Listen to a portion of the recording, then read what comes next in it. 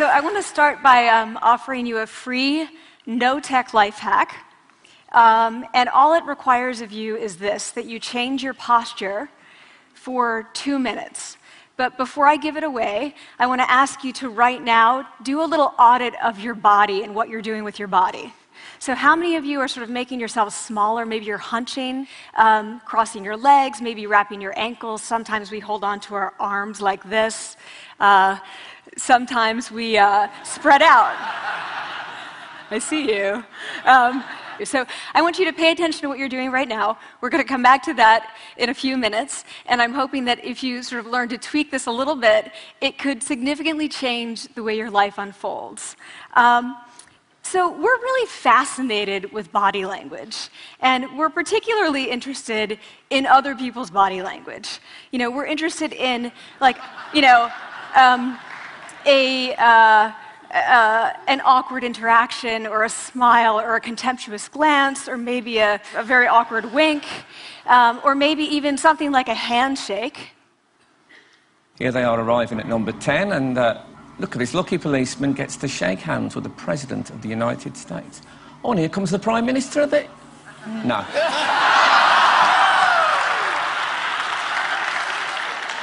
So a handshake, or the lack of a handshake, can have us talking for weeks and weeks and weeks, even the BBC and the New York Times. So obviously, when we think about nonverbal behavior or body language, but we call it nonverbals as social scientists, it's language. So we think about communication. When we think about communication, we think about interactions. So what is your body language communicating to me? What's mine communicating to you? And there's a lot of reason to believe that this is a valid way to look at this. So social scientists have spent a lot of time looking at the effects of our body language or other people's body language on judgments. And we make sweeping judgments and inferences from body language. And those judgments can predict really meaningful life outcomes, like who we hire or promote, who we ask out on a date. For example, Nalini Ambady, a researcher at Tufts University, shows that when people watch 30-second soundless clips of real physician-patient interactions, their judgments of the physician's niceness predict whether or not that physician will be sued. So it doesn't have to do so much with whether or not that physician was incompetent, but do we like that person and how they interacted? Even more dramatic, Alex Todorov at Princeton has shown us that judgments of political candidates' faces in just 1 second predict 70% of US Senate and gubernatorial race outcomes.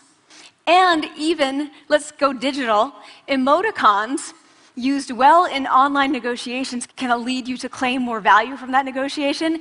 If you use them poorly, bad idea, right?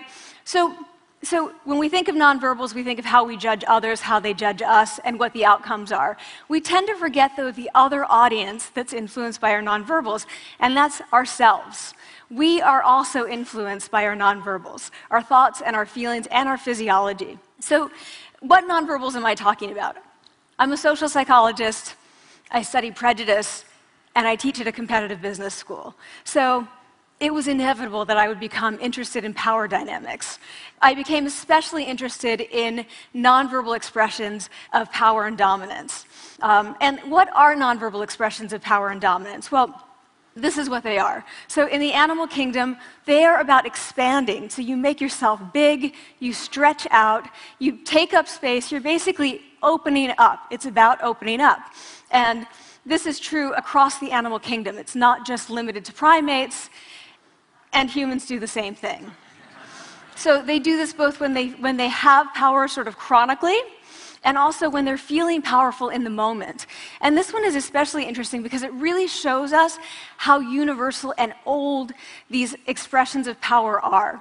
This expression, which is known as pride, Jessica Tracy has studied, she shows that people who are born with sight and people who are congenitally blind do this when they win at a physical competition. So when they cross the finish line and they've won, it doesn't matter if they've never seen anyone do it, they do this.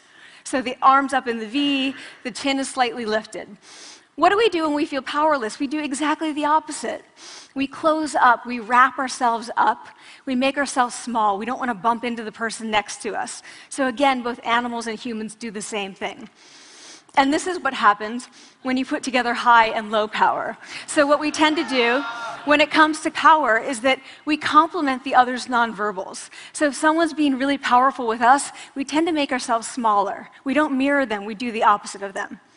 So I'm watching this behavior in the classroom, and what do I notice? I notice that MBA students really exhibit the full range of power nonverbals. So you have people who are like caricatures of alphas, like really coming into the room. They get right into the middle of the room before class even starts, like they really want to occupy space. When they sit down, they're sort of spread out. They raise their hands like this. You have other people who are virtually collapsing when they come in. As soon as they come in, you see it. You see it on their faces and their bodies, and they sit in their chair and they make themselves tiny, and they go like this when they raise their hand. I noticed a couple things about this. One, you're not going to be surprised. It seems to be related to gender. So women are much more likely to do this kind of thing than men. Women feel chronically less powerful than men, so this is not surprising. But the other thing I noticed is that it also seemed to be related to the extent to which the students were participating and how well they were participating. And this is really important in the MBA classroom because participation counts for half the grade. So business schools have been struggling with this gender grade gap. You get these equally qualified women and men coming in, and then you get these differences in grades, and it seems to be partly attributable to participation. So I started to wonder, okay, so you have these people coming in like this, and they're participating. Is it possible that we could get people to fake it, and would it lead them to participate more? So my main collaborator, Dana Carney, who's at Berkeley, and I really wanted to know, can you fake it till you make it? Like, can you do this just for a little while and actually experience a behavioral outcome that makes you seem more powerful? So we know that our nonverbals govern how other people think and feel about us. There's a lot of evidence, but our question really was, do our nonverbals govern how we think and feel about ourselves? There's some evidence that they do. So, for example, when we smile when we feel happy, but also when we're forced to smile by holding a pen in our teeth like this, it makes us feel happy. So it goes both ways.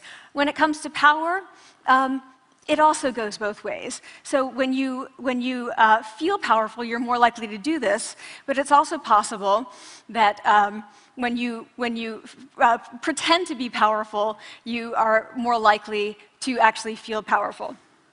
So the second question really was, so we know that our minds change our bodies.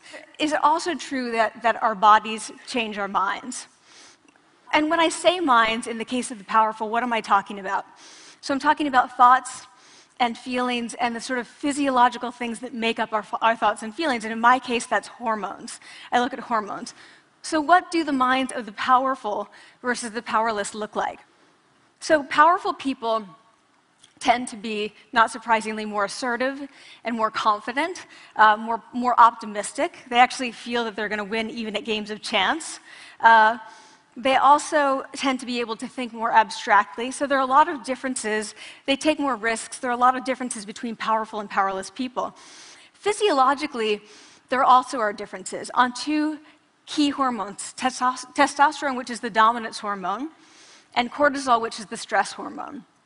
So what we find is that high-power alpha males in primate hierarchies have high testosterone and low cortisol, and powerful and effective leaders also have high testosterone and low cortisol.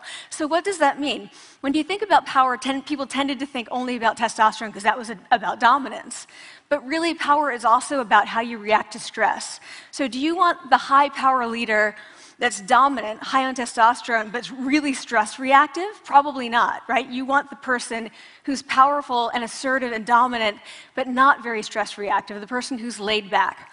So we know that in primate hierarchies, if an alpha needs to take over, if an individual needs to take over an alpha role sort of suddenly, within a few days, that individual's testosterone has gone up significantly and his cortisol has dropped significantly. So we have this evidence, both that the body can shape the mind, at least at the facial level, and also that role changes can shape the mind. So what happens, okay, you take a role change, what happens if you do that at a really minimal level, like this tiny manipulation, this tiny intervention? For 2 minutes you say, I want you to stand like this, and it's going to make you feel more powerful. So this is what we did. We decided to bring people into the lab and run a little experiment. And these people adopted for 2 minutes either high power poses or low power poses. And I'm just going to show you 5 of the poses, although they took on only 2. So here's one, a couple more. This one has been dubbed the Wonder Woman by the media. Here are a couple more. So you can be standing or you can be sitting. And here are the low power poses. So you're folding up, you're making yourself small. This one is very low power. When you're touching your neck, you're really kind of protecting yourself. So this is what happens. They come in, they spit into a vial. We, for 2 minutes, say, you need to do this or this. They don't look at pictures of the poses. We don't want to prime them with the concept of power. We want them to be feeling power, right? So 2 minutes they do this. We then ask them, how powerful do you feel on a series of items? And then we give them an opportunity to gamble. And then we take another saliva sample. That's it. That's the whole experiment. So this is what we find. Risk tolerance, which is the gambling. What we find is that when you're in the high power pose condition, 86% of you will gamble. When you're in the low power pose condition, only 60%. And that's a pretty whopping significant difference. Here's what we find on testosterone. From their baseline when they come in, high power people experience about a 20% increase, and low power people experience about a 10% decrease. So again, 2 minutes and you get these changes. Here's what you get on cortisol. High power people experience about a 25% decrease, and the low power people experience about a 15% increase. So 2 minutes lead to these hormonal changes that configure your brain to basically be either assertive, confident, and comfortable, or really stress reactive, and feeling sort of shut down. And we've all had that feeling, right? So it seems that our nonverbals do govern how we think and feel about ourselves. So it's not just others, but it's also ourselves. Also, our bodies change our minds. But the next question, of course, is, can power posing for a few minutes really change your life in meaningful ways? So this is in the lab, it's this little task, it's just a couple of minutes. Where can you actually apply this, which we cared about, of course. And so we think it's really what matters, where you want to use this is evaluative situations, like social threat situations. Where are you being evaluated? Either by your friends, like for teenagers, it's at the lunchroom table. It could be, for some people, it's speaking at a school board meeting. It might be giving a pitch, or giving a talk like this, or doing a job interview. We decided that the one that most people could relate to, because most people had been through, was the job interview. So we published these findings, and the media are all over it, and they say, okay, so this is what you do when you go in for the job interview, right? So we were, of course, horrified and said, oh my God, no, that's not what we meant at all, for numerous reasons. No, don't do that. Again, this is not about you talking to other people, it's you talking to yourself. What do you do before you go into a job interview? You do this. Right? You're sitting down, you're looking at your iPhone or your Android, not trying to leave anyone out. You're looking at your notes, you're hunching up, making yourself small, when really what you should be doing maybe is this, like in the bathroom, right? Do that, find 2 minutes. So that's what we want to test, okay? So we bring people into a lab, and they do either high or low power poses again. They go through a very stressful job interview. It's 5 minutes long. They are being recorded, they're being judged also, and the judges are trained to give no nonverbal feedback. So they look like this. Like, imagine this is the person interviewing you. So for 5 minutes, nothing. And this is worse than being heckled. People hate this. It's what Marianne LaFrance calls standing in social quicksand. So this really spikes your cortisol. So this is the job interview we put them through, because we really wanted to see what happened. We then have these coders look at these tapes, 4 of them. They're blind to the hypothesis, they're blind to the conditions. They have no idea who's been posing in what pose. And they end up looking at these sets of tapes, and they say, oh, we want to hire these people, all the high power posers. We don't want to hire these people. We also evaluate these people much more positively overall. But what's driving it? It's not about the content of the speech. It's about the presence that they're bringing to the speech. We also, because we rate them on all these variables related to sort of competence, like how well structured is the speech? How good is it? What are their qualifications? No effect on those things. This is what's affected, these kinds of things. People are bringing their true selves, basically. They're bringing themselves. They bring their ideas, but as themselves, with no residue over them. So this is what's driving the effect or mediating the effect. So when I tell people about this, that our bodies change our minds and our minds can change our behavior and our behavior can change our outcomes, they say to me, it feels fake, right? So I said fake it till you make it. Like, it's not me. Like, I don't want to get there and then still feel like a fraud. I don't want to feel like an imposter. I don't want to get there only to feel like I'm not supposed to be here. And that really resonated with me because I want to tell you a little story about being an imposter and feeling like I'm not supposed to be here.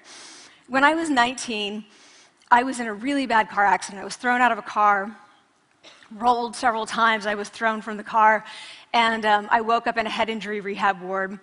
And I had been withdrawn from college, and I learned that my IQ had dropped by 2 standard deviations, which was very traumatic. I knew my IQ because I had identified with being smart, and I had been called gifted as a child. So I'm taken out of college. I keep trying to go back. They say, you're not going to finish college. Like, just, there are other things for you to do, but that's not going to work out for you. So I really struggled with this, and I have to say, having your identity taken from you, your core identity, and for me it was being smart, having that taken from you, there's nothing that leaves you feeling more powerless than that. So I felt entirely powerless. I worked and worked and worked, and I got lucky and worked and got lucky and worked. Eventually I graduated from college. It took me 4 years longer than my peers. And I convinced someone, my angel advisor, Susan Fisk, to take me on. And so I ended up at Princeton, and I was like, I am not supposed to be here. I am an imposter. And the night before my first year talk, and the first year talk at Princeton is a 20-minute talk to 20 people. That's it. I was so afraid of being found out the next day that I called her and said, I'm quitting. She was like, you are not quitting, because I took a gamble on you and you're staying. You're going to stay, and this is what you're going to do. You're going to fake it. You're going to do every talk that you ever get asked to do. You're just going to do it and do it and do it, even if you're terrified and just paralyzed and having an out-of-body experience, until you have this moment where you say, oh my gosh, I'm doing it. Like, I have become this. I am actually doing this. So that's what I did. 5 years in grad school. A few years, I'm at Northwestern. I moved to Harvard. I'm at Harvard. I'm not really thinking about it anymore, but for a long time I had been thinking, not supposed to be here, not supposed to be here. So at the end of my first year at Harvard, a student who had not talked in class the entire semester, who I had said, look, you got to participate or else you're going to fail, came into my office. I really didn't know her at all. And she came in totally defeated, and she said, I'm not supposed to be here.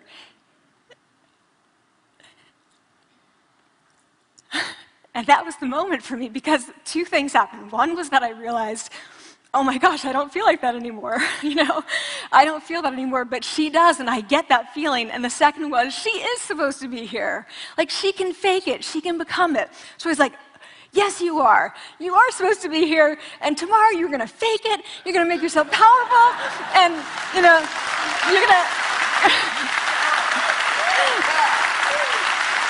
and you're going to go into the classroom, and you are going to give the best comment ever, And she gave the best comment ever, and people turned around, they were like, oh my God, I didn't even notice her sitting there, She comes back to me months later, and I realized that she had not just faked it till she made it, she had actually faked it till she became it.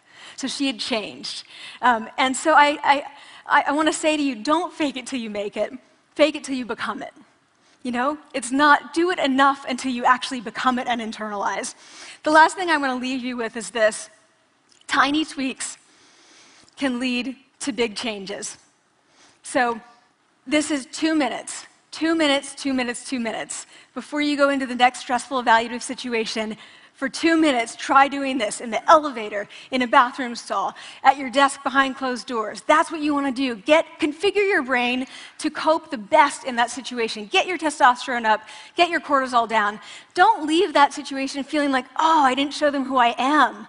Leave that situation feeling like, oh, I really feel like I got to say who I am and show who I am. So I want to ask you first, both to try power posing, and also I want to ask you to share this science, because this is simple. I don't have ego involved in this. Give it away. Share it with people, because the people who can use it the most are the ones with no resources and no technology and no status and no power. Give it to them, because they can do it in private. They need their bodies, privacy, and 2 minutes, and it can significantly change the outcomes of their life. Thank you.